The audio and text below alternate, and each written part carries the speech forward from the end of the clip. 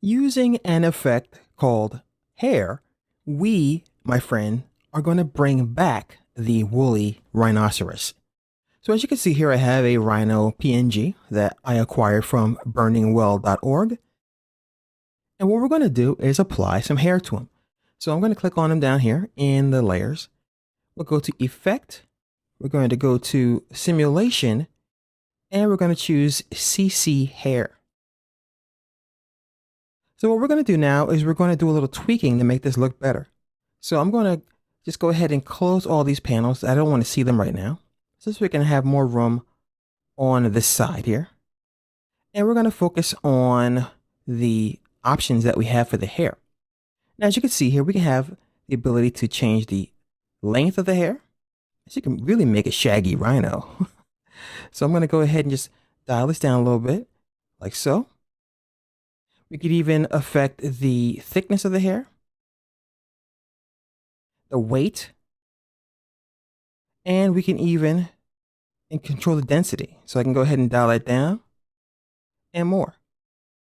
Now, it'll be a little easier to see what we're doing by simply duplicating the rhino layer. So I'm going to click on the rhino and press Command or Control D to duplicate the rhino. And on the duplicate, I'm going to get rid of the effect. So now we can see the hair on our friend here, the animal. And once again, I'm going to just push this down because we're going to be focusing over here. But look at the difference. All right, so I'll go and turn this effect off on the rhino top layer. All right, so here is what we have these days. And we're going to go back in time. Yes, awesome. We also have the ability to choose a hair fall map. And what this means is what layer or what picture are you using so that you're driving this effect? And it's choosing, of course, the rhino to do it. That's why the hair fits so well. But of course, you could choose a different image if you want to.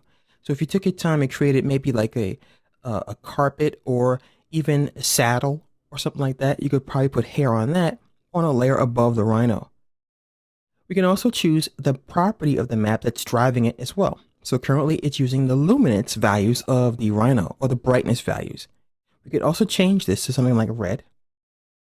And we can slowly but surely change the way the effect is applied based on the RGB values, even choosing the alpha, lightness, and more. So let's go ahead and talk about this next option here, the softness of the hair. So we can dial that down, and it's getting a little clumpy.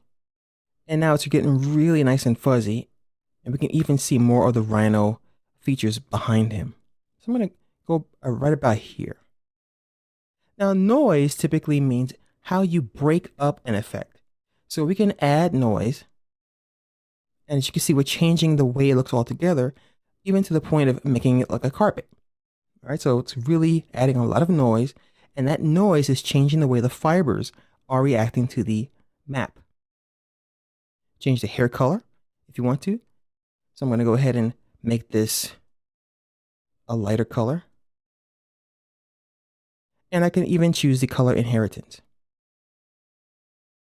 Dial that down a little bit so we can once again get to the rhino. And we can, of course, dial down the opacity so we could see very little of the rhino and more of it. As you can see, you have a lot of control here to really get the effect that you want. So just play around with this. It's a fun filter, and I think that you could really come up with some creative things.